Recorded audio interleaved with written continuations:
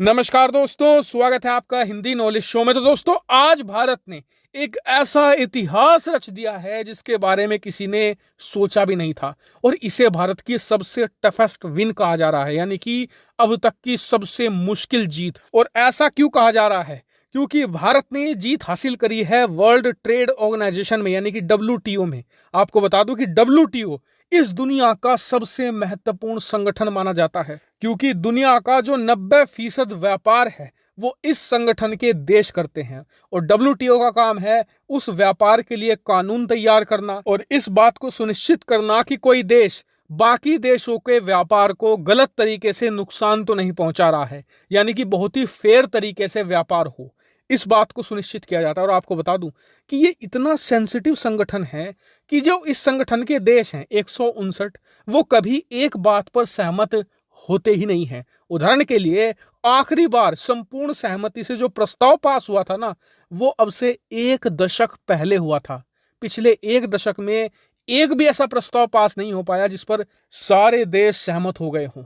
और इसीलिए भारत की एक बहुत बड़ी जीत है, क्योंकि भारत ने एक नहीं 3-3 प्रस्ताव पास करवा दिए और सारे देशों की सहमति ले ली। और 2 प्रस्ताव तो ऐसे थे जिन पर चीन ने भी भारत का साथ दे दिया। आप समझ सकते हैं कि ये भारत की कितनी ज्यादा बड़ी विक्ट्री है। लेकिन ये प्रस्ताव थे कौन से? बड़े ध्यान से सुनिएगा, मैं आपको एक एक करके बताता चलूंगा। पहला प्रस्ताव था वैक्सीन को लेकर। दरअसल भारत ही डिमांड कर रहा था कि पश्चिमी देशों की जो बहुत ही बड़ी, अमीर और ताकतवर एडवांस कंपनियां हैं जो वैक्सीन बनाती हैं, उनके पास बहुत ही ज्यादा हाईली इफेक्टिव वैक्सीन मौजूद है, लेकिन वो इसे बहुत ही ज्यादा भारी कीमत पर बेचते हैं, मोटा मुनाफा कमाते हैं।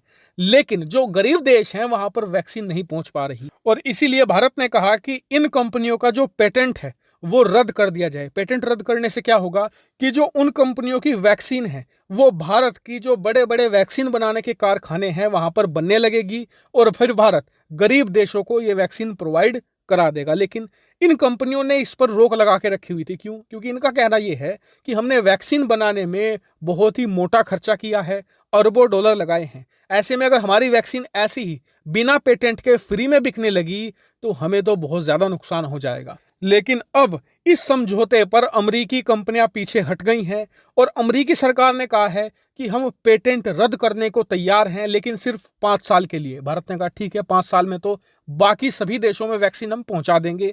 साथ ही अमेरिका ने एक शर्त और जोड़ी है कि हमारी वैक्सीन बना तो ले कोई भी देश, चाहे भारत बनाए, अफ्रीका का कोई देश बनाए, कोई दिक्कत नहीं, लेकिन चीन नहीं बनाएगा। चीनी कंपनियों को इस समझौते से बाहर रखा जाए, और ऐसा ही हुआ है।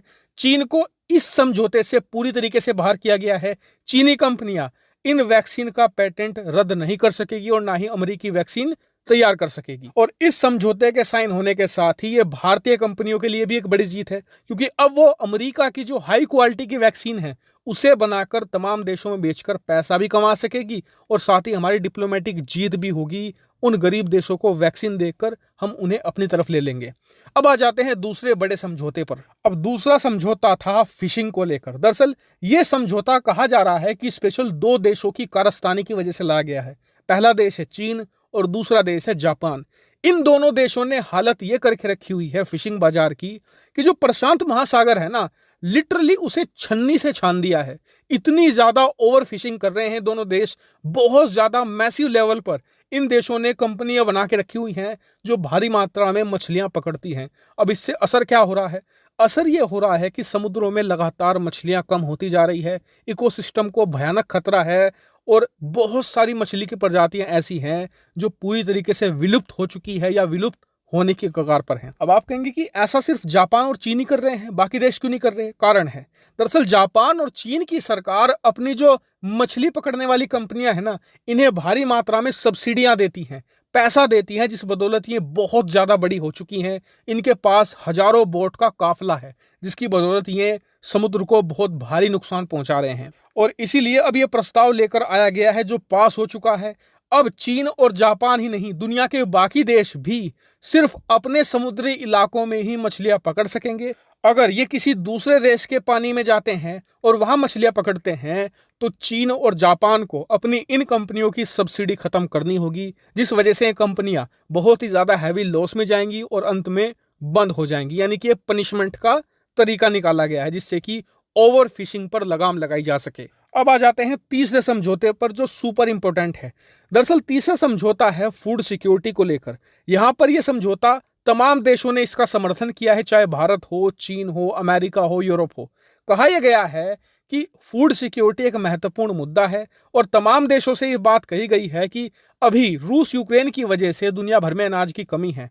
ऐसे में जो देश अनाज एक्सपोर्ट करते हैं वो अभी के लिए इस पर बैन ना लगाएं और दुनिया में अनाज लगातार एक्सपोर्ट करते रहें। भारत ने भी इसका समर्थन किया है और आपने देखा है कि पिछले कुछ दिनों में भारत ने अपना एक्सपोर्ट बढ़ाया भी है। तो WTO में ये 3 समझौते लाए गए थे और इन समझौतों में एक वैक्सीन वाले को छोड़कर चीन ने भी भारत का साथ दिया है और तीनों समझौते कहीं ना कहीं पूरी दुनिया की भलाई के लिए हैं। और इसीलिए आज की तारीख में भारत की खूब तारीफ हो रही है कि भारत एक ऐसा देश है जो अपने बारे में नहीं पूरी दुनिया के बारे में सोचता है। और WTO को भारत जैसी एक शक्ति ने एकजुट कर दिया है जिसे पिछले 10 सालों में कोई भी एकजुट नहीं कर पाया था।